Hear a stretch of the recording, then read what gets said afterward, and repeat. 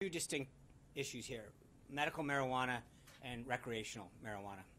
I think medical marijuana, I've said before that the president understands the pain and suffering that many people go through who are facing especially terminal diseases, and the comfort that some of these drugs, including medical marijuana, can bring to them. And that's one that Congress, through a rider in 2011, looking for a little help, I think put in an appropriations bill saying the Department of Justice wouldn't be funded to go after those folks. There's a big difference between that and recreational marijuana, and I think that when you see something like the opioid addiction crisis blossoming in so many states around this country, the last thing that we should be doing is encouraging people. There is still a federal law that we need to abide by in terms of the medical, when it comes to recreational marijuana and other drugs of that nature. So I think there's a big difference between medical marijuana, which states have the states where it's allowed in accordance with the appropriations rider have set forth a process to administer and regulate that usage versus recreational marijuana. That's a very, very different subject, and I think Shannon, I think, and that's what I said. But I think the Department of Justice is the lead on that. It is something that you should follow up with them, but I believe that they are going to continue to enforce the laws in the books with respect to recreational marijuana. Chicago police have arrested a 14-year-old.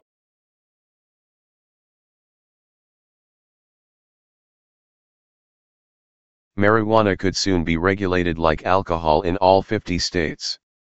In 8 states and Washington, D.C., adults can legally consume marijuana, and that could soon change to adults in all 50 states. Representative Jared Polis, D. Colorado, recently introduced a bill that would make marijuana federally legal and allow the plant to be regulated as alcohol is in the U.S.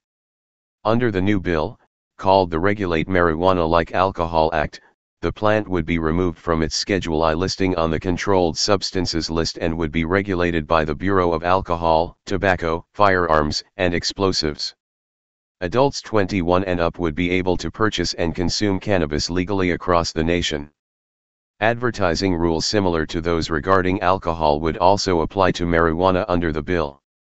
The Regulate Marijuana Like Alcohol Act is part of a package of 3 cannabis-related bills introduced Thursday by members of the Cannabis Caucus in the House of Representatives, of which Polis is a member along with Senator Ron Wyden, D.O.R., and Representative Earl Blumenauer, D.O.R., who also sponsored the measures. In addition to regulating marijuana similar to alcohol in the U.S., the bills would change the way marijuana is taxed and allow researchers to study the plant without restrictions. As for medical use of the plant, the bills call for the Department of Veterans Affairs to make recommendations on how cannabis should be used as treatment. In a statement, Polis, who helped push recreational marijuana legislation in Colorado, said the state has demonstrated the benefits of ending marijuana prohibition.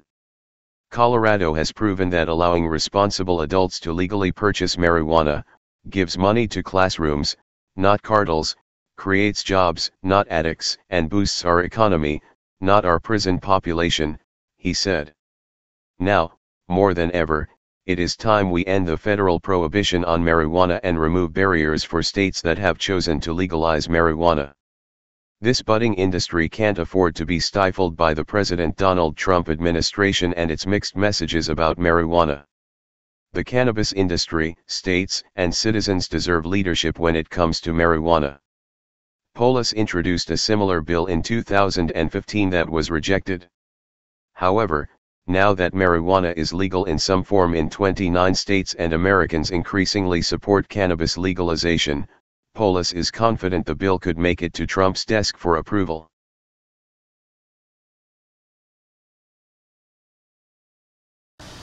Hey Charlotte County, this is Charlotte County COPWATCH, and I wanted to explain what fair use is.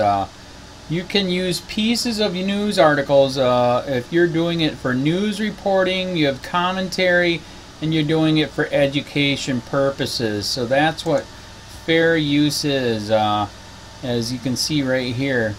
Another reason why I wanted to make this video is to let you know I have just joined with Patreon. A nice thing with Patreon, I make no money on YouTube. They took the money away years ago.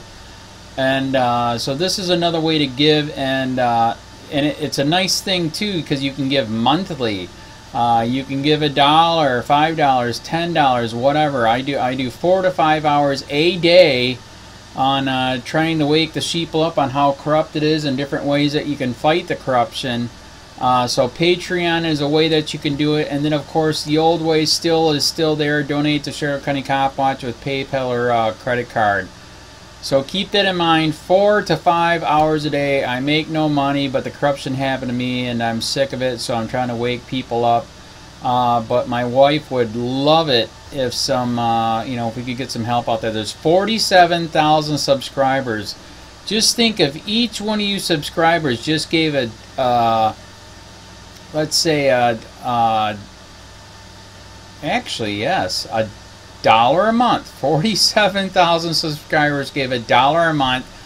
That would be awesome. That's not going to happen. But anyways, that would be great if it did happen. But do the math in your head. Just think about it. Like I said, 4 to 5 hours a day. I get no money from YouTube. YouTube has gone nuts. You can't do anything anymore.